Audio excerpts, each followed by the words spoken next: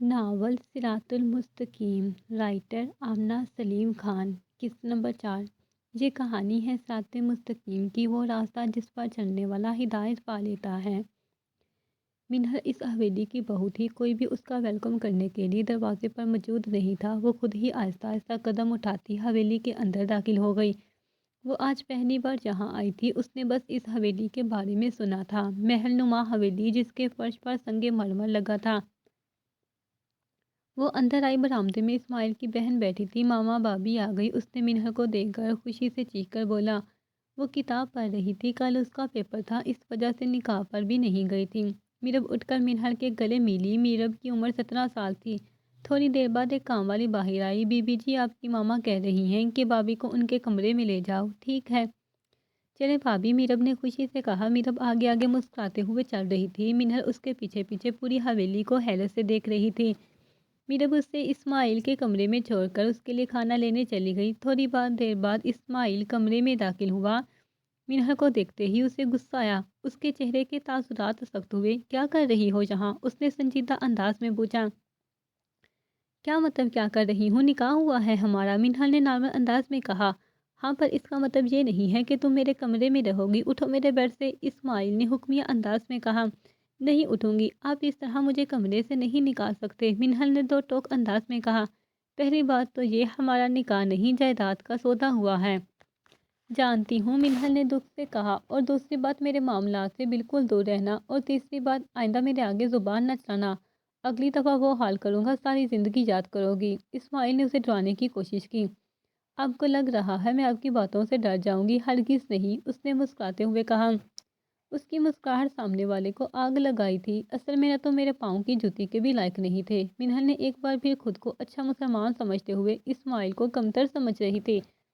تمہارے میرے کردار میں زمین آسمان کا فرق ہے، بس تم مرد ہو، تمہیں کوئی کردار پر سوال نہیں اٹھا سکتا۔ اوہ واہ، دیکھو تو کردار کی باتیں کون کر رہا ہے؟ اپنی ماں کے کردار کے بارے میں کیا خیال ہے؟ اور اگر پتا تھا میرا کردار خراب ہے تو نکاح کے لیے ہاں کیوں کی؟ اسماعیل نے غصے سے کہا۔ منہل کو ایک دم غصہ آیا۔ اس نے اسماعیل کو گریبان سے پکڑا۔ خبردار، اگر تم نے میری ماں کے بارے میں ایک لفظ بھی غلط بولا، جس بات کا پتہ نہ ہو اس پر بات نہیں کرتے، منہل نے سرد لہجے میں کہا۔ تم میرے کردار پر بات کرو اور میں خاموش رہوں؟ اسماعیل نے سختی سے منہل کے ہاتھوں پر اپنا ہاتھ رکھا جو ابھی بھی اس کے گریبان پر تھے، اور ایک جھٹکے سے اس کی گرفت سے اپنا گریبان چھڑوایا۔ تمہارے پاس دو راستے ہیں، زبان بند رکھ کر سکون سے رہو، ورنہ جیسے جیسے زبان چلے گی میرا ہاتھ اٹھے گا۔ اس دفعہ بچی سمجھ کر معاف کر رہا ہوں۔ منہل کا دل کر رہا تھا اپنے ناخنوں سے اس کا منہ نوچ دے، جس پر اس شخص کو اتنا غرور ہے۔ جیسے کیا قسمت ہے یار تمہاری، لڑکیاں اسماعیل سے شادی کرنے کے لیے مر رہی ہیں اور تمہیں اتنی آسانی سے مل گیا۔ اسماعیل نے ایک بار پھر فخریہ انداز میں کہا۔ چہرے پر مرنے والی لڑکیاں کردار کی ناپاکی سے واقف نہیں۔ تم نے پھر میرے کردار پر بات کی؟ اس حسین چہرے کے پیچھے کتنا گھٹیا انسان ہے یہ صرف منہل جانتی تھی۔ تم زبان چلانے سے باز نہیں آگی اور ہر دفعہ میرے غصے کو دعوت دو گی۔ میں یہاں نہیں رہ سکتا، تم ایک جاہل اور بدتمیز عورت ہو، اسماعیل نے بے روحی سے کہا۔ تم سے کام، منہل نے پھر سے مسکراتے ہوئے کہا۔ اسماعیل اپنے کپڑوں والی الماری کی طرف گیا۔ اس نے بیڈ پر اپنے کپڑے لا کر رکھے اور ڈریسنگ روم سے ایک کپڑوں والا بیگ لے کر آیا۔ اس نے غصے سے الٹے سیدھے کپڑے اس میں رکھنا شروع کیے۔ لگتا ہے کوئی میدان چھوڑ کر بھاگ رہا ہے، منہل نے پرسکون انداز میں کہا۔ اسماعیل نے آنکھیں اٹھا کر منہل کی طرف دیکھا جو مزے سے پورے بیڈ کی مالکن بن کر اس پر بیٹھ چکی تھی۔ ان دونوں کی آنکھوں کا رنگ براؤن تھا۔ اسماعیل پھر خاموشی سے سامان پیک کرنا شروع ہو گیا۔ ڈرپوک انسان، منہل اب اسے تنگ کر رہی تھی۔ مسئلہ کیا ہے تمہارے ساتھ منہل؟ مسئلہ میرے ساتھ نہیں، آپ کے ساتھ ہے۔ آپ نے اتنی زور سے کار کو بریک لگائی تھی، مجھے ابھی تک درد ہو رہا ہے۔ اس کے ماتھے پر ہلکا ہلکا سرخ نشان تھا۔ چھوٹی بچی ہو، سیٹ بیلٹ باندھ کر بیٹھنا تھا۔ اوہ سچی بھول گیا، پہلی دفعہ بیٹھی ہوں نا کار میں، سمجھ گیا۔ کار میں بیٹھنے کے رولز نہیں پتہ ہوں گے، اسماعیل نے طنزیہ انداز میں کہا۔ آپ کو تو جیسے بہت پتہ ہے۔ ڈرائیونگ کرتے ہوئے سگریٹ تو کوئی انسان نما جن پھونک رہا تھا۔ منہل بھی ہر بات کا پورا حساب لے رہی تھی۔ تم نے مجھے جن بولا؟ اسماعیل نے منہ بناتے ہوئے کہا۔ نہیں، اس دیوار کو بولا، منہل نے دیوار کی طرف اشارہ کیا۔ ابھی میں تمہیں ایک ایسی بات بتاؤں گا جس کو سننے کے بعد یہ جو ساری شوخی ہے ہوا ہو جائے گی، اور 1 گھنٹے سے مسکرا رہی ہو، بھول جاؤ گی مسکرانا۔ اسماعیل نے مسکراتے ہوئے کہا، میں امریکہ جانے لگا ہوں، میری آج رات فلائٹ ہے اور وہاں جا کر میں وہاں کی مشہور ماڈل اور انسٹاگرامر کو پروپوز کروں گا اور پھر ہم شادی کریں گے۔ منہا نے اس کی بات کے ختم ہونے کے بعد پہلے سے بھی زیادہ زور سے ہنسی۔ اوہ اچھا، کتنا اچھا مذاق تھا، پلیز اتنے بڑے خواب نہیں دیکھو، تمہاری شکل اتنی بھی اچھی نہیں، منہا نے بے پرواہ سے انداز میں کہا۔ بار میں جاؤ، اسماعیل نے بے رخی سے کہا، پلیز مجھے شادی کی پک ضرور بھیجنا، فکر نہیں کرو، سٹوری لگاؤں گا، میری انسٹاگرام آئی ڈی تو پتہ ہی ہوگی، اسماعیل نے مسکراتے ہوئے کہا۔ نہیں، مجھے نہیں پتا، نہ مجھے ضرورت ہے، منہا نے صاف جھوٹ بولا۔ اسماعیل جیسے ہی روم سے باہر گیا اس نے رونے کا پروگرام شروع کیا۔ وہ کافی دیر سے خود کو روک رہی تھی۔ سب سے زیادہ اس کو یہ بات بری لگی تھی کہ اس نے اس کی ماں کے کردار پر بات کی۔ وہ مسلسل رو رہی تھی، اس کی آنکھیں لال ہو رہی تھیں۔ تھوڑی دیر بعد دروازہ کھلا، اس نے سر اٹھا کر دیکھا، سامنے اسماعیل کھڑا تھا۔ اسے روتا دیکھ کر وہ مسکرایا۔ ارے ابھی سے رونا شروع کر دیا۔ وہ اپنا فون کمرے میں ہی بھول گیا تھا۔ اس نے ٹیبل پر پڑا ٹیشو پیپر کا ڈبہ اٹھا کر منہر کی طرف پھینکا جو اس کی جولی میں آ کر گرا۔ اس نے وہی ڈبہ پکڑ کر زور سے زمین پر مارا۔ اوئے ہوئے غصہ، اگر مجھے وہاں جانا نہ ہوتا تو کبھی کمرہ چھوڑ کر نہیں جاتا اور تمہاری عقل بھی ٹھکانے لگا دیتا، اسماعیل نے آنکھ مارتے ہوئے کہا۔ خیر انجوائے کرو، سارے آنسو آج ہی نہ بہا دینا، اس نے مسکراتے ہوئے کہا۔ میں نہیں رو رہی، میری آنکھ میں کچھ چلا گیا تھا۔ اوکے جناب، پھر ملتے ہیں میری پیاری کزن، میں تمہیں مس بالکل بھی نہیں کروں گا، شاید اب 2-3 سال وہاں ہی رہوں، ایزر بہت اچھی ہے، میری طرف سے جہنم میں جاؤ، منہل نے غصے سے کہا۔ وہاں تمہیں ساتھ لے کر جاؤں گا، شوہر سے بدتمیزی کرنے والی عورت سیدھا جہنم میں جاتی ہے، اسماعیل نے سنجیدہ انداز میں کہا۔ شوہر تو دیکھو بینگن کی شکل والا، پتہ نہیں کس چیز کا غرور ہے اس آدمی کو، ور تم نے مجھے بینگن کی شکل کا بولا، تم ہوگی الو کی شکل والی گول ٹماٹر، اسماعیل نے منہ بناتے ہوئے کہا۔ جاؤ جاؤ سانا کھاؤ، کبھی بھی کزن سے شادی نہیں کرنی چاہیے، بالکل بھی عزت نہیں کرتی، یہاں کوئی اور غیر آدمی ہوتا تم نے اس کی جوتیاں بھی سیدھی کرنی تھی، میں بس چچا اشفاق کی بیٹی سمجھ کر تمہارا لحاظ کر رہا ہوں، لاؤ تمہاری جوتیاں بھی سیدھی کروں اور 2-4 تمہارے منہ پر بھی لگاؤں۔ منہل تم اب حد سے بڑھ رہی ہو، میں کچھ کہہ نہیں رہا، تم بکواس کرتی جا رہی ہو، اپنے بارے میں کیا خیال ہے، اگر کسی اور سے شادی کرنی تھی تو مجھ سے کیوں نکاح کیا، کیونکہ مجھے برداشت نہیں ہوتا میری پیاری کزن کسی اور کے نکاح میں جاتی اور تمہاری جائیداد کا مالک کوئی اور بنتا، اب چپ کر کے سو جاؤ، میری فلائٹ لیٹ نہ ہو جائے، تم ایک گھٹیا انسان ہو، منہل نے مسکراتے ہوئے کہا۔ اسے پتہ تھا اس کی مسکراہٹ اسماعیل کو آگ لگا دیتی ہے۔ شکریہ بتانے کے لیے، اسماعیل نے بھی مسکراتے ہوئے کہا اور روم سے باہر چلا گیا۔ تمہیں تو اللہ پوچھے گا، میرے ساتھ ظلم کر رہے ہو نا، اس نے اسماعیل کے سرہانے پر مکہ مارا اور اسے زور سے زمین پر پھینک دیا۔ وہ شکوہ نہیں کرنا چاہتی تھی، وہ بہت زیادہ صبر کر رہی تھی، پھر بھی بے اختیار زبان سے شکوہ نکلا۔ کیوں اللہ جی، آپ کسی اچھے انسان کو بھی تو میرا ہمسفر بنا سکتے تھے، پھر اسماعیل ہی کیوں؟ پھر اس کے ذہن میں حضرت آسیہ اور فرعون آیا، نیک عورتوں کے لیے نیک مرد ہیں، وہ ان 2 چیزوں میں الجھ گئی تھی۔ نیک عورتوں کے لیے نیک مرد، تو پھر فرعون اور آسیہ کیوں ایک ساتھ تھے؟ ہاں کیونکہ یہ اللہ کی مرضی تھی، انہوں نے حضرت موسیٰ علیہ السلام کی پرورش ان کے ذریعے کروانی تھی، اگر فرعون کی بیوی اس دن ندی کے پاس نہ ہوتی تو حضرت موسیٰ علیہ السلام کے ساتھ کچھ غلط بھی ہو سکتا تھا، انہوں نے اس عورت کے ذریعے اس بچے حضرت موسیٰ علیہ السلام کی حفاظت کی۔ بے شک سب کچھ پہلے سے طے شدہ ہے، جو کچھ بھی ہوگا وہ اللہ تعالیٰ کو پہلے سے ہی معلوم ہوتا ہے، آج جو شخص اس قدر گمراہ ہے ہو سکتا ہے کل کو ہدایت کے راستے پر چل پڑے۔ آپ لوگوں نے نوٹ کیا ہوگا کلاس کا جو سب سے زیادہ نالائق اسٹوڈنٹ ہوتا ہے وہ زیادہ تر ٹیچرز کی نظر میں رہتا ہے، اسی طرح کچھ گمراہ لوگ ہیں جو اللہ تعالیٰ کی نظر میں رہتے ہیں، ویسے تو سب پر ہی اللہ کی نظر ہوتی ہے، جس طرح ٹیچرز کی کوشش ہوتی ہے، ٹیچرز کو پتہ ہوتا ہے یہ اسٹوڈنٹ اتنا لائق نہیں، زیادہ محنت نہیں کر سکتا، وہ چاہتے ہیں کہ یہ اسٹوڈنٹس بس اتنی سی محنت کر لے، پاس ہو جائے، اسی طرح اللہ تعالیٰ بھی یہی چاہتے ہیں کہ میرا یہ بندہ کچھ نیک اعمال کر لے تاکہ آخرت کے امتحان میں پاس ہو جائے، وہ تو نیک کام کی نیت کرنے پر بھی ثواب لکھ دیتے ہیں، پر اللہ اپنے بندے سے بہت پیار کرتا ہے، 70 ماؤں سے بھی زیادہ، وہ تو جناز جیسے گناہ بھی معاف کر دیتا ہے اگر انسان سچے دل سے توبہ کرے اور دوبارہ اس گناہ کی طرف نہیں جائے۔ جنت میں نیک مردوں کو نیک عورتیں ملیں گی، کچھ لوگ سمجھتے ہیں دنیا میں بھی ایسا ہی ہوگا، پر ایسا نہیں ہے، یہ چیز دنیا میں مخصوص نہیں ہے، نیک عورت کو نیک مرد دنیا میں مل جانا بہت زیادہ خوش قسمتی کی بات ہوتی ہے، بعض اوقات ایسے بھی ہوتا ہے کہ والدین بہت زیادہ نیک ہوتے ہیں پر ان کی اولاد دین سے بہت دور ہوتی ہے، اس لیے اپنے بچوں کی دینی تعلیم پر سب والدین کو خاص توجہ دینی چاہیے۔ منہا نے اپنا کپڑوں والا بیگ کھولا، اس نے کپڑے چینج کیے، اس ٹائم رات کے 10 بج رہے تھے، میرب نے بولا تھا وہ اس کے لیے کھانا لائے گی پر وہ ابھی تک نہیں آئی تھی، اسے بہت زیادہ بھوک لگ رہی تھی۔ ذہن میں بار بار اس ستمگر کی باتیں آ رہی تھی، اسٹوری لگاؤں گا، کیا واقعی ہی وہ اس مارڈر کو پرپوز کرے گا؟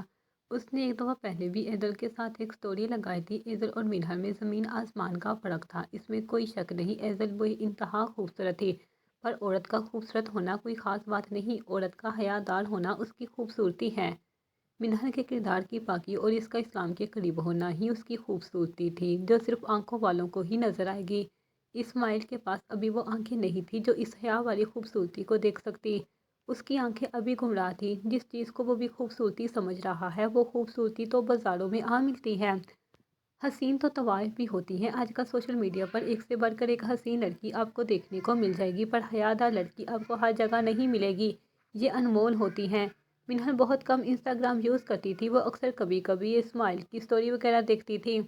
اسماعیل کو نہیں پتا تھا یہ آئی ڈی منہر کی ہے۔ منہر کا اکاؤنٹ پرائیویٹ تھا، اس نے کچھ بھی اپنے اکاؤنٹ پر پوسٹ نہیں کیا تھا۔ وہ اپنے کمرے سے باہر آئی، اسے یہ بھی نہیں پتا تھا کچن کدھر ہے۔ باہر آتے ہی اسے سامنے سے کام والی نظر آئی۔ کچن کا راستہ کس طرف ہے؟ منہر نے نارمل انداز میں اس سے پوچھا۔ میرا منہر کے لیے ٹرے میں رکھ کر کھانا لا رہی تھی، آگے سے اس کی ماما آ گئی۔ یہ ٹرے کدھر لے کے جا رہی ہو؟ انہوں نے سرد لہجے میں کہا۔ اس نے مسکراتے ہوئے کہا، بھابھی کے لیے، ان کو بھوک لگی ہوگی۔ واپس رکھو، جا کر نوکر نہیں ہو تم، اس کی بھوک لگے گی، خود آ جائے گی باہر کھانے، کوئی ضرورت نہیں خدمتیں کرنے اور سر پر چڑھانے کی، انہوں نے سخت لہجے میں کہا۔ اور تمہارا کل پیپر ہے نا، جاؤ اپنے کمرے میں اپنی تیاری کرو۔ ماما یہ دے کر جا رہی ہوں پڑھنے، میرب نے معصومیت سے کہا۔ تمہیں میری بات سمجھ نہیں آئی؟ انہوں نے غصے سے بولا۔ میرب منہ بناتے ہوئے واپس چلے گئی۔ کام والی نے منہر کو کچن کا راستہ بتایا، وہ کچن میں آئی۔ ہاجرہ اپنے گاؤں گئی تھی، اب صرف کمرے میں دانیہ اور ردا ہی تھی۔ وہ دونوں اپنے اپنے بیڈ پر بیٹھ کر فون یوز کر رہی تھی۔ دانیہ کے فون پر کسی چیز کا لنک میسج کی صورت میں شو ہوا۔ دانیہ نے ردا کی طرف دیکھا۔ یہ تم نے مجھے بھیجا ہے؟ دانیہ نے تھوڑا حیرت سے کہا۔ ہاں میں نے بھیجا ہے، جلدی اس کو اوپن کر کے دیکھو، ردا نے مسکراتے ہوئے کہا۔ ردا پر یہ تو کسی گندی ویڈیو کا لنک ہے، میں کیوں دیکھوں؟ میں نے بھی دیکھا ہے، تم بھی دیکھو، ردا نے شیطانی مسکراہٹ کے ساتھ کہا۔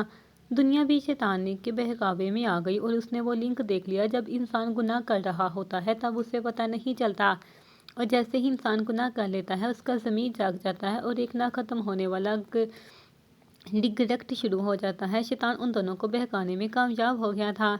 جب ہم گناہ کرتے ہیں تو ہمیں ایک سگنل ملتا ہے، ہمارے دل کی دھڑکن تیز ہو جاتی ہے، ہم اس قدر بہک جاتے ہیں کہ اس سگنل کو نظر انداز کر دیتے ہیں۔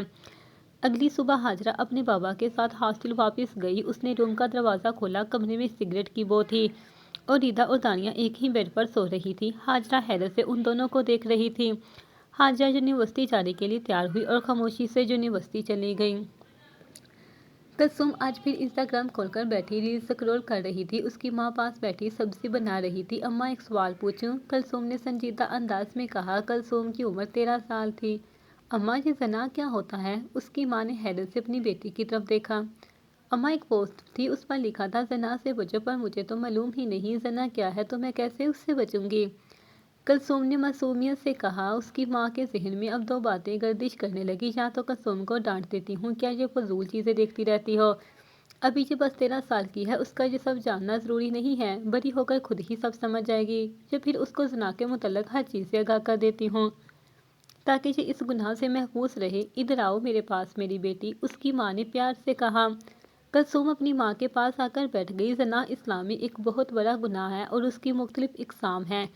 اللہ تعالیٰ نے مرد اور عورت کے درمیان ایک جنسی تعلقات کا فطری عمل رکھا ہے اور اس سے پہلے نکاح کو ضروری رکھا ہے، اور اگر کوئی مرد یا عورت بغیر نکاح کے وہ تعلق قائم کرتے ہیں تو وہ زنا ہوگا۔ اور بات یہاں ختم نہیں ہوتی، زنا کی اور بھی بہت سی اقسام ہیں۔ غلط چیزوں کو دیکھنا آنکھوں کا زنا ہے، غلط چیزیں پڑھنا آنکھوں کا زنا ہے، گانے سننا غلط اور فحش باتیں سننا کانوں کا زنا ہے، منہ سے فحش اور غلط الفاظ کا نکالنا زبان کا زنا ہے، ہاتھوں کا زنا اپنے ہاتھوں سے فحش کام کرنا۔ اپنے بچوں کو سکھائیں، اس حوالے سے ان کو آگاہ کریں، کیونکہ جس عمر میں ان کو پتہ چلتا ہے زنا غلط ہے، زنا گناہ ہے، وہ تب تک وہ گناہ کر چکے ہوتے ہیں۔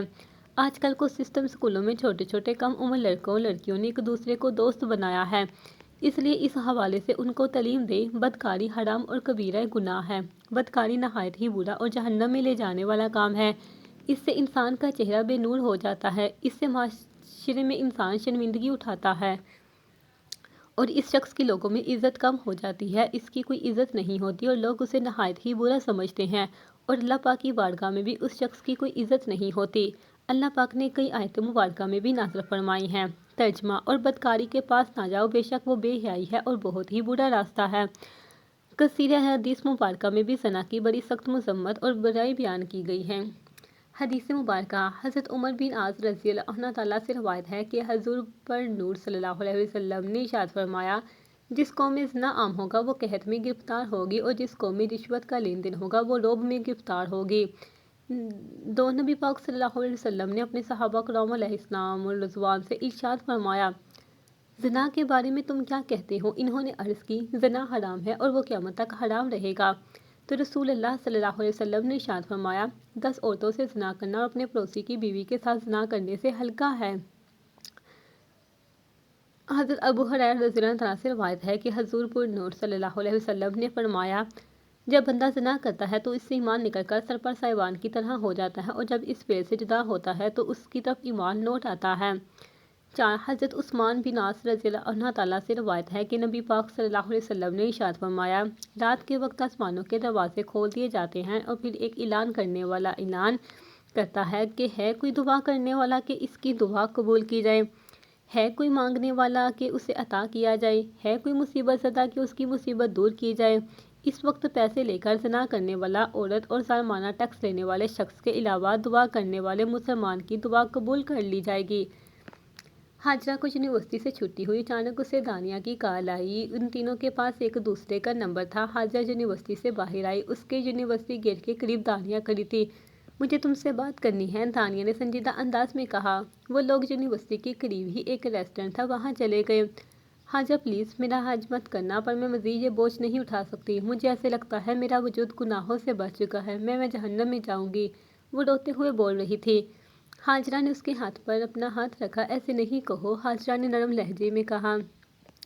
وہ کچھ حد تک جان گئی تھی کہ اگر معاملہ کیا ہے میں تمہیں شروع سے سب بتاتی ہوں۔ جب میں ہاسٹل آئی تھی تب بس ہانیہ اور ریدا تھی۔ مجھے ریدا ہانیہ کے بارے میں بہت غلط باتیں بتاتی تھی کہ ہانیہ کا کسی لڑکے سے چکر ہے، یہ اچھی لڑکی نہیں ہے، تم ہانیہ کی نہیں میری دوست بن کر رہنا۔ اور پھر ریدا مجھے مہنگے مہنگے تحفے بھی دیتی تھی۔ میں نہیں جانتی تھی کہ اتنے پیسے اس کے پاس کہاں سے آتے ہیں۔ اس نے یہی بتایا تھا کہ وہ نوکری کرتی ہے، پھر ایک دن جو بتایا وہ کام کرتی ہے۔ میں بہت غریب گھر سے ہوں، میرے بابا محنت مزدوری کر کے خرچہ بیچتے ہیں جس میں میرا گزارا نہیں ہوتا تھا۔ میری بھی خواہش تھی ریدا جیسا میک اپ میرے پاس ہو۔ میں نے پیسے کے لیے اس کے ساتھ نشہ بیچنا شروع کر دیا، اور وہ بولتے بولتے خاموش ہو گئی اور جسم فروشی شروع کر دی۔ راتوں کو جا کر ہم سڑکوں کے کنارے کھڑے ہوتے ہیں، نشہ دیتے ہیں، وہ مسلسل روتے ہوئے بول رہی تھی۔ حاجرہ حیرت اور بے یقینی سے سب سن رہی تھی۔ ہم نے تمہیں بھی اپنے ساتھ شامل کرنا چاہا، پر تمہارا ایمان مضبوط تھا۔ اللہ نے قرآن، وہ کتاب جس کو حاجرہ نے دوست بنایا تھا، تمہاری حفاظت کی۔ ریدا اکثر میرے ساتھ بھی غلط حرکات کرتی ہے، تب ہم شیطان کے بہکاوے میں آ جاتے ہیں، بعد میں مجھے بہت برا لگتا ہے، میں ایسی زندگی نہیں جینا چاہتی، ان گناہوں کا بوجھ بہت بھاری ہے۔ تم قرآن پڑھتی ہو، بتاؤ کیا میں جہنم میں جاؤں گی؟ دانیہ روتے ہوئے پوچھ رہی تھی۔ قوم لوط کے لوگ یہ سب کرتے تھے، یہ بہت بڑا گناہ ہے، قرآن میں اس کے متعلق ذکر ہے، ان لوگوں کو پتھر بنا دیا گیا تھا، ہم نے ان پر ایک پتھروں کی بارش نازل کی سوائے لوط کے گھر والوں کے جنہیں ہم نے صبح کے وقت بچا لیا۔ حاجرہ نے سنجیدہ انداز میں کہا، مجھے بتاؤ کیا اللہ مجھے معاف کر دے گا؟ میں یہ سب چھوڑ دوں گی، میری وجہ سے کئی لوگوں کو نشے کی لت لگ چکی ہے، ان کی وجہ سے میری زندگی برباد ہو چکی ہے، مجھے لگتا ہے اللہ مجھے معاف نہیں کرے گا۔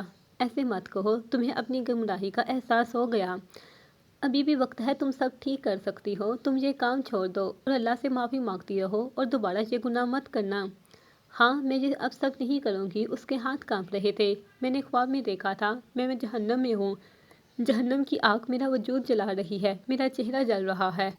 وہ روتے ہوئے کہہ رہی تھی کہ تم سوشل میڈیا پر خود کو پوسٹ کرتی ہو؟ حاجرہ نے سنجیدہ انداز میں پوچھا۔ ہاں، میرا اکاؤنٹ ہے، دانیہ نے بنایا، وہ اکاؤنٹ ڈیلیٹ کر دو، تمہارا بوجھ کم ہو جائے گا، نہ جانے کون کون لوگ کیسے لوگ تمہارا چہرہ دیکھتے ہیں، یہ چہرہ اتنا معمولی نہیں ہے کہ ہر کوئی اس کو دیکھے، حاجرہ نے پیار سے اسے سمجھایا۔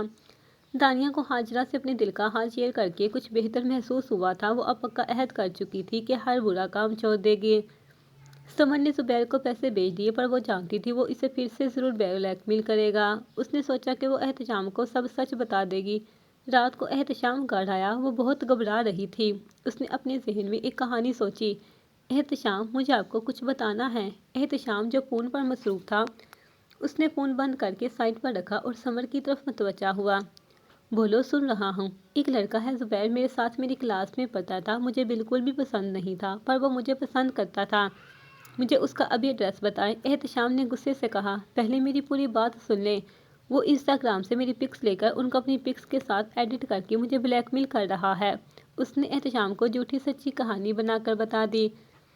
تم نے مجھے پہلے کیوں نہیں بتایا؟ احتشام، میں ڈر رہی تھی۔ پتہ نہیں، آپ میرا یقین کریں نہ کریں، میں اسے چھوڑوں گا نہیں۔ مجھے اس کا نمبر دو، میں اس پر کیس کروں گا۔ ایسے کیسے تمہاری پکس یوز کر سکتا ہے؟ نہیں احتشام، پولیس تک ضرور معاملہ لے کر جانا ہے، بس آپ فون پر اسے ڈرائیں۔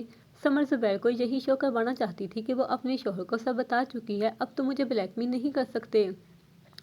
احتشام وہی کر رہا تھا جو سمر اسے کہہ رہی تھی۔ احتشام یہ چیز جانتا تھا، اکثر ٹک ٹاک اور انسٹاگرام یوز کرنے والی لڑکیوں کو اس چیز کا سامنا کرنا پڑتا ہے۔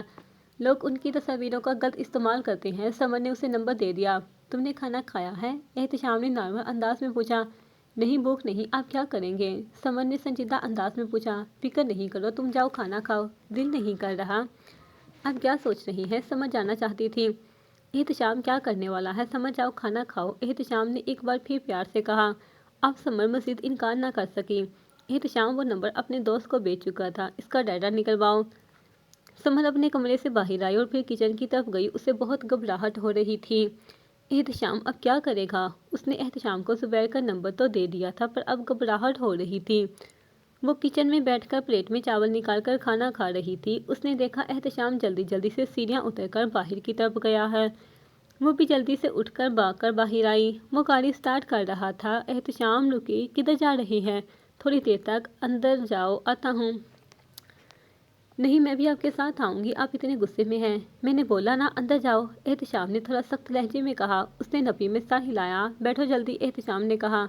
احتشام پلیز کچھ غلط نہیں کرنا۔ اس نے احتشام کے ہاتھ میں گن بھی دیکھی تھی جو وہ قمیص کی جیب میں رکھ چکا تھا۔ سمر تھر تھر کانپ رہی تھی۔ اپنے اکاؤنٹ ڈیلیٹ کرو سارے، احتشام نے سخت لہجے میں کہا۔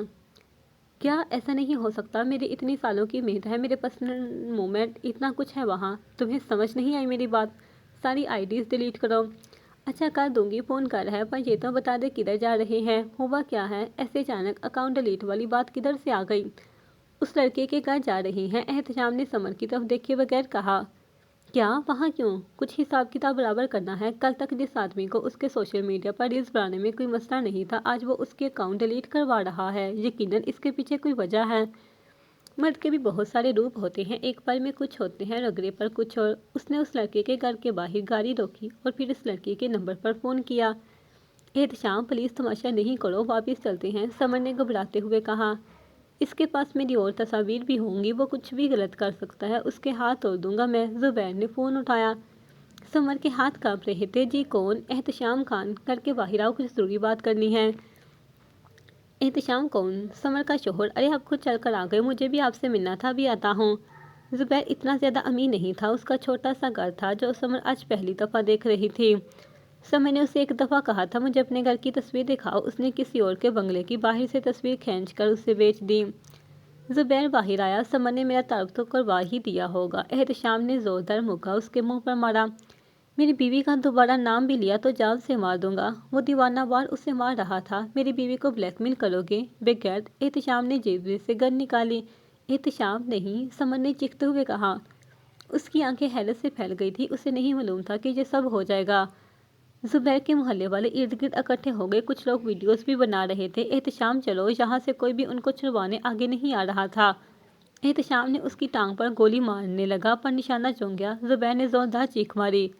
زبیر کے گھر والے بھی شور سن کر باہر آئے۔ اس وقت بس اس کی ماں گھر پر تھی۔ سمر بت بنی آنکھوں سے سب دیکھ رہی تھی۔ گاڑی میں جا کر بیٹھو، احتشام نے سمر سے کہا۔ زبیر درد اور تکلیف سے چیخ رہا تھا، احتشام نے اسے بری طرح سے مارا تھا۔ احتشام نے سمر کا بازو پکڑا اور اسے گاڑی میں بٹھایا، خود وہ ڈرائیونگ سیٹ پر بیٹھا۔ احتشام کے ہاتھ میں گن تھی، اس لیے لوگ اسے ڈر رہے تھے۔ پولیس کے وہاں آنے سے پہلے احتشام وہاں سے جا چکا تھا اور اس کی ویڈیوز بھی چند منٹوں میں وائرل ہو گئی تھی۔ اس نے گاڑی سٹارٹ کی۔ مجھے تمہیں اپنے ساتھ لے کر ہی نہیں آنا چاہیے تھا، کیسے وہ سب لوگ تمہاری ویڈیوز بنا رہے تھے؟ احتشام نے شدید غصے سے کہا۔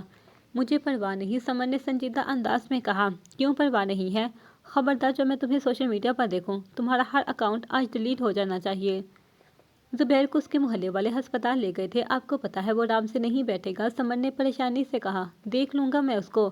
احتشام شدید غصے میں لگ رہا تھا، شاید اچانک اس کی غیرت جاگ گئی تھی۔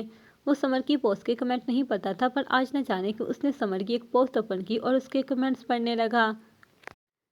اس پوسٹ پر بڑی بڑی عمر کے لوگوں کے عجیب عجیب طرح کے کمنٹس تھے۔ وہ جیسے جیسے پڑھ رہا تھا اس کا دماغ خراب ہو رہا تھا۔ وہ لوگ اس کے بارے میں اتنا بیہودہ الفاظ کا چناؤ کر رہے تھے، اس کا خون کھول رہا تھا، شاید اس کی سوئی ہوئی غیرت جاگ گئی تھی۔ اسماعیل امریکہ آیا، اس نے پینٹ کوٹ پہنا۔ وہ ایک دو دفعہ پہلے بھی ایزل سے مل چکا تھا، آج پھر اس نے ایزل کو ڈنر پر بلایا تھا اور وہ مان بھی گئی تھی۔ اس نے ایزل کے لیے گلاب کے پھولوں کا گلدستہ اور ایک ہیرے کی انگوٹھی بھی لی تھی۔ ایزل نے مغربی لباس پہنا تھا، وہ آ کر ٹیبل پر بیٹھی۔ ایزل نے مسکراتے ہوئے کہا، Ismail, hi miss beautiful, you are looking very nice. ایزل، تھینکس مسٹر اسماعیل۔ اس کے بعد انہوں نے ڈنر کرنا شروع کیا۔ ایزل، میں کچھ کہنا چاہتا ہوں، اسماعیل نے سنجیدہ انداز میں کہا۔ وہ لوگ انگریزی میں ہی بات کر رہے تھے۔ ہاں بولو، کیا تم مجھ سے شادی کرو گی؟ اسماعیل نے مسکراتے ہوئے کہا۔ وٹ، تم ہوش میں تو ہو؟ تمہارا میرا کپل، او مائی گاڈ، سوچ کے ہی عجیب لگ رہا ہے، ہم بس دوست ہیں۔ ایزل نے اپنا پاؤچ اٹھایا، کدھر جا رہی ہو؟ اسماعیل نے پریشانی سے پوچھا۔ میں نے تمہیں بس دوست بنایا تھا اور تم مجھے شادی پسند ہی نہیں۔ شادی کے بعد مرد بدل جاتے ہیں، مجھے شادی قید لگتی ہے، عورتیں عجیب ہوتی ہیں، ساری باڈی خراب ہو جاتی ہے۔ نہیں ایزل، ایسا نہیں ہے، مجھ سے اب کبھی بات مت کرنا، ایزل نے غصے سے کہا۔ مجھے اپنی شکل بھی نہ دکھانا، تھوڑی سی لٹکیاں کروا دی، شادی کے خواب دیکھنا شروع ہو گئے۔ ایزل پلیز ٹھنڈے دماغ سے فیصلہ کرو، آئی ریئلی لو یو، اسماعیل نے بہت محبت سے کہا۔ بس چپ ہو جاؤ، تمہارا ماضی سے کسی سے چھپا نہیں، ہر دن نئی لڑکی تمہاری سٹوری میں ہوتی تھی، تو پھر تم نے مجھے دوست کیوں بنایا تھا؟ اسماعیل نے سنجیدہ انداز میں پوچھا۔ دوست بنانے اور شوہر بنانے میں بہت فرق ہے، اور تمہاری فین فالوئنگ اچھی تھی، تمہارے ساتھ کچھ ریلز پوسٹ کرنے کے بعد میرے فالوورز میں اضافہ ہوا ہے، میرا تمہیں دوست بنانے کا مقصد صرف اپنی ریچ بڑھانا تھا، مجھے مختلف برانڈ سے آفرز ہو رہی ہیں، میرے ویوز میں اضافہ ہوا ہے۔ ایزل جانے لگی، اسماعیل نے اس کا ہاتھ پکڑا۔ تم ایسے میری انسلٹ کر کے نہیں جا سکتی۔ اسماعیل کی آنکھیں غصے سے سرخ ہو رہی تھی، اس نے سرد لہجے میں کہا، چٹاک، تمہاری ہمت کیسے ہوئی مجھے ٹچ کرنے کی، چیپ پاکستانی ایڈٹ پرسن۔ اسماعیل کو ہر کوئی دیکھ رہا تھا، بہت سارے لوگ اسے جانتے بھی تھے، کچھ لوگ ویڈیو بھی بنا رہے تھے اور کچھ وہ ویڈیو پوسٹ بھی کر چکے تھے۔ اس کا تو خیال تھا کوئی لڑکی اسے ریجیکٹ نہیں کر سکی، اس کے انسٹاگرام پر ملین فالوورز تھے۔ اس کی تھپڑ کی ویڈیو تھوڑی دیر میں ہی وائرل ہو چکی تھی۔ منہا واپس اپنے کمرے میں آئی، وہ دعائیں کر رہی تھی دل میں کہ اسماعیل دوسری شادی نہ کرے، شاید اس کی دعا سن لی گئی تھی۔ اسماعیل کا دماغ خراب ہو رہا تھا، لوگ اس پر میمز بنا رہے تھے۔ وہ اپنے امریکہ والے فلیٹ میں آیا، اس نے سگریٹ جلائی، اس کا دماغ پھٹ رہا تھا، اس نے ایک کے بعد ایک سگریٹ پھونکا، اس نے ہیوی ڈرنک پی۔ اس کو کسی طور پر سکون نہیں تھا، وہ تو خود شروع سے لڑکیوں کو ریجیکٹ کرتا آیا ہے، آج ایک لڑکی نے اسے ریجیکٹ کیا، یہ اس کے حسین چہرے کی توہین تھی۔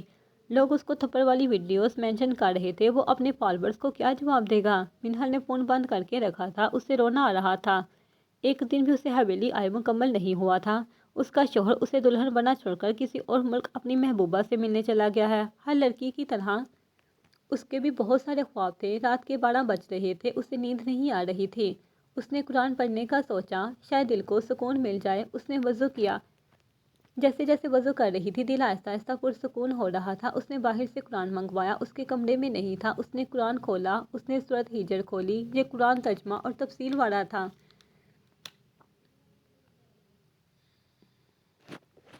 بہت بار چاہیں گے وہ لوگ جنہوں نے کفر کیا، کاش وہ کسی طرح کے مسلم ہوتے، آرزو کریں گے دنیا میں ان لوگوں کی خواہشات کیا ہوتی تھیں، اچھا کھانا، پیسہ، عزت، آرام، عیاشی، غلط کام، یہی ان کی آرزو تھی۔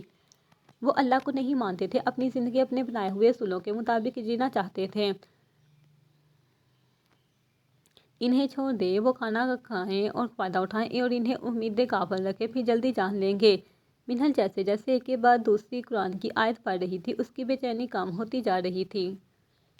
وہ کچھ پل کے لیے اس کلام میں کھو گئی تھی، اپنے اور اسماعیل کے بارے میں سوچنا بند کر چکی تھی۔ اس کتاب کا مالک اس سے مخاطب تھا، وہ اپنے لیے کوئی ایسی بات تلاش کر رہی تھی جو اس کو پرسکون کر دے، اور اس کے سامنے وہ لائن آ گئی۔ یہ لائن خود بخود اس کے ذہن میں آئی تھی، اپنے رب کی حکمت، تمہارا بہترین فیصلے کرنے والا ہے۔ ہاجر یونیورسٹی سے واپس آ رہی تھی، سرخ لائٹ جلنے پر وین ٹریفک سگنل پر رکی، وہاں کچھ مانگنے والی چھوٹی چھوٹی بچیاں گاڑیوں کے پاس جا کر بھیک مانگ رہی تھیں۔ हाजिरा विंडो वाली सीट पर बैठी थी। उसकी अचानक नज़र फुटपाथ पर बैठी एक लड़की पर गई। वो पहली नज़र में ही उसे पहचान गई थी। हाँ, वो लड़की हानिया ही थी। वो लोगों से भीख मांग रही थी। हाजिरा को अपनी आंखों पर यकीन आया। अचानक ग्रीन लाइट ऑन हुई, वैन चलने लगी। वो उससे बात करना चाहती थी। वो पूछना चाहती थी वो इस हाल तक कैसे पहुंची। उसके दिमाग में एक साथ बेशुमार सवाल पैदा हुए। हानिया ने हाजिरा को नहीं देखा क्योंकि वो किसी से भीख मांग रही थी। वैसे भी हानिया के चेहरे पर मास्क था। वो बाकी का सारा रास्ता बेसुकून रही। वैन मुसाफिरों से भरी थी। वो ऐसे सिग्नल पर वैन रोककर बाहर नहीं निकल सकती थी। कुछ माह पहले हानिया उस हॉस्पिटल में नई नई आई थी। पहले वो किसी और हॉस्पिटल में रहती थी। वो इंतहाई मासूम लड़की थी, जल्दी बातों में आ जाती थी। तब उस रूम में सिर्फ रिदा थी। ये दोनों इकट्ठी एक रूम में रहती थी। रिदा ने हानिया को पहले पहले बहुत अच्छा बनकर दिखाया और फिर वो दोनों दोस्त बन गईं। एक दिन रिदा उसे अपनी बातों में लगाकर एक पार्टी भी ले गई, जैसे उस दिन हाजिरा को लेकर जाने की कोशिश की थी। वहाँ लड़कियां लड़के थे। वहाँ एक लड़के ने हानिया को देखा और हानिया को भी वो लड़का पसंद आ गया। हानिया का ताल्लुक एक शरीफ घर से था। उस लड़के ने हानिया को अपने जाल में फंसाकर अपनी दोस्त बना लिया और उधर से ही गुमराही की रास्ता शुरू हुआ। वो लड़का हानिया को शादी के सब सबक सिखाता रहा। रिदा हानिया से जेलस होने लगी। वो उसकी मोहब्बत में अंधी हो गई थी। वो सारी सारी रात उससे बातें करती थी। जिस तरह की तस्वीर मांगता था दे देती थी। फिर उस लड़के ने अपनी औकात दिखाना शुरू की। उसने हानिया की तस्वीर और वीडियोस को एडिट किया और फिर इसे ब्लैकमेल करना शुरू किया। वो रोज़ उसे अपने दोस्त के फ्लैट में मिलने बुलाता था। वो मासूम का बहुत गलत इस्तेमाल कर रहा था। हानिया इस सब से बहुत ज़्यादा तंग आ गई थी। वो रिदा से इसी वजह से लड़ती भी थी कि तुम्हारी वजह से मेरी ज़िंदगी बर्बाद हुई है। उन दोनों दानिया भी नई नई आई थी। ये दोनों उसके सामने लड़ती थी। फिर रिदा ने दानिया के कान बनने शुरू कर दिए। हानिया ने खुदकुशी करने की भी कोशिश की। वो एक माह से हस्पताल रही। जब उस लड़के को पता चला कि उसने खुदकुशी करने की कोशिश की है, उसने खौफ खाते हुए उसकी वो सारी वीडियोस डिलीट कर दी थी और उसका पीछा भी छोड़ दिया था। कुछ अरसा सुकून से गुजर गया। फिर उस शख्स ने फिर से हानिया से रब्ता किया, पर अब की बार वो उससे निकाह करना चाहता था। इज्जत वो पहले ही उसकी खराब कर चुका था। हानिया ने अपने घर वालों को बताया कि वो इस शख्स से शादी करना चाहती है, पर इन्होंने इनकार कर दिया। इतना कुछ होने के बाद भी हानिया के दिल में उस शख्स के लिए मोहब्बत जिंदा थी। वो अंधी बनी रही, घर वालों के खिलाफ चली गई। उस दिन जो शख्स उसे अपने हॉस्टल से लेने आया था वो उसका भाई नहीं, वही शख्स था।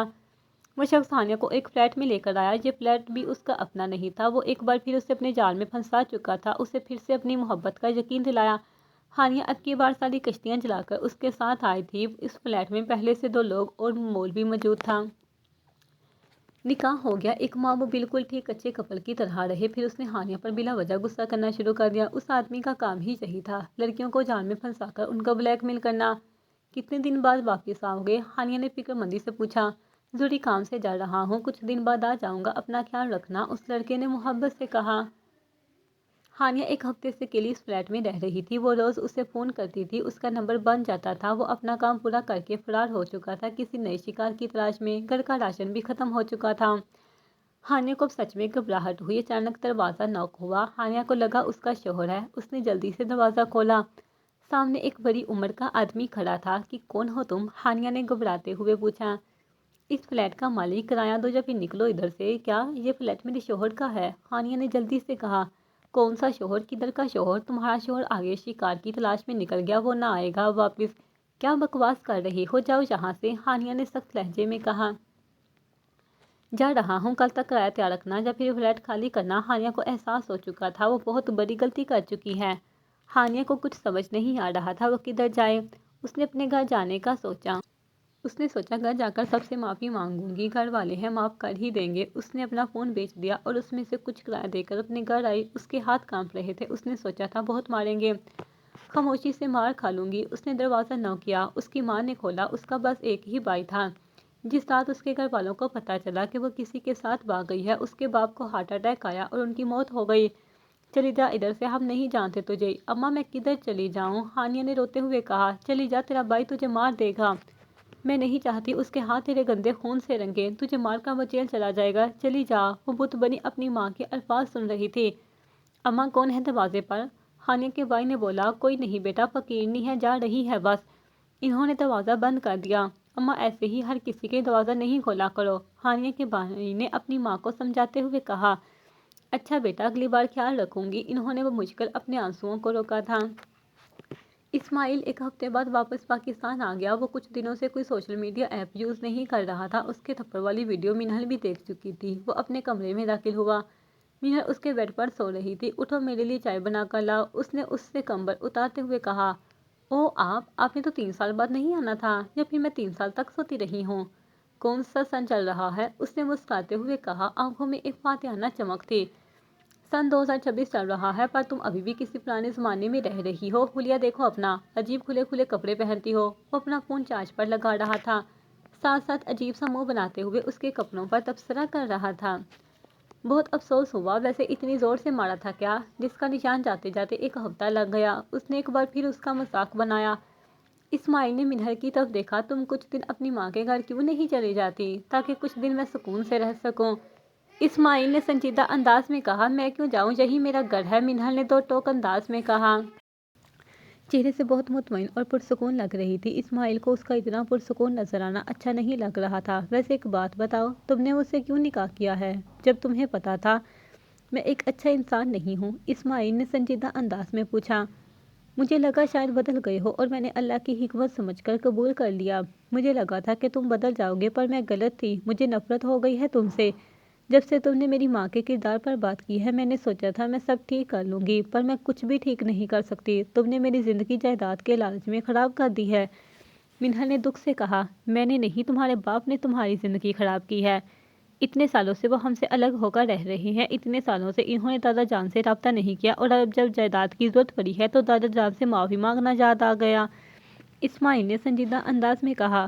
میرے بابا نے کوئی لالچ نہیں کیا، آئی تمہیں سمجھ، یہ ان کا حق تھا۔ دادا جان کا ایک بیٹا اتنی بڑی حویلی میں عیاشی کی زندگی گزار رہا ہے، اور ان کا دوسرا بیٹا۔ منہل کچھ کہتے کہتے خاموش ہو گئی۔ وہ اس کے سامنے اپنے غریبی کا رونا نہیں رونا چاہتی تھی۔ اسماعیل اس کی طرف ہی دیکھ رہا تھا۔ وہ خاموش کھڑا اس کی بات مکمل ہونے کا انتظار کر رہا تھا۔ کہ یہ میری توہین نہیں تھی، تو مجھے دلہن بنا کر لے کر آئے، اور اسی رات اپنی محبوبہ سے ملنے کسی اور ملک چلے گئے۔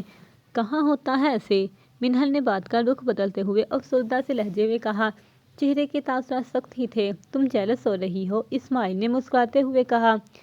اس 1 ہفتے میں میرا دل پتھر ہو گیا ہے، اور مجھے تم سے شدید نفرت ہو گئی ہے، منہل نے سخت لہجے میں کہا۔ مجھے کوئی فرق نہیں پڑتا، چاہے نفرت کرو یا محبت، اسماعیل نے بے پرواہ سے انداز میں کہا۔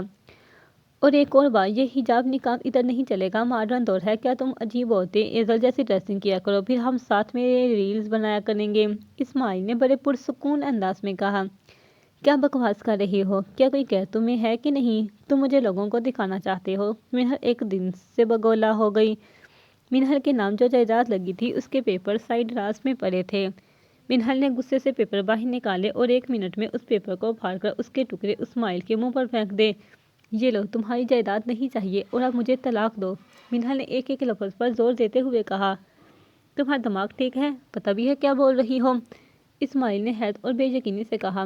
جس تعلق نے آغاز میں ہی مجھے رلا دیا ہے، اس کا ختم ہونا ہی بہتر ہے۔ مجھے تم جیسے گھٹیا شخص کے ساتھ نہیں رہنا، جو اپنی بیوی کو سوشل میڈیا کی زند بنانا چاہتا ہے۔ باہر میں جاؤ، نہ رہو، اچھا ہے جان چھوٹی، آخری بار سوچ لو، کچھ بھی نہیں ملے گا، اسماعیل نے اسے وارن کرتے ہوئے کہا۔ کچھ چاہیے بھی نہیں، اسماعیل خوش ہو رہا تھا۔ نکلو پھر ادھر سے، تمہیں طلاق کے پیپرز مل جائیں گے۔ منہل کو بہت زیادہ رونا آ رہا تھا۔ وہ جانتی تھی نکاح کے 1 ہفتے بعد کسی لڑکی کو طلاق ہو جانا بہت بدنامی کا باعث تھا، پر وہ یہاں رہ کر پل پل ذلیل نہیں ہونا چاہتی تھی۔ وہ حویلی کے باہر آئی۔ باہر گارڈ گاڑی کے پاس کھڑا تھا۔ وہ آ کر گاڑی میں بیٹھی۔ اسماعیل کھڑکی پر کھڑا تھا، گارڈ ابھی گاڑی میں نہیں بیٹھا تھا۔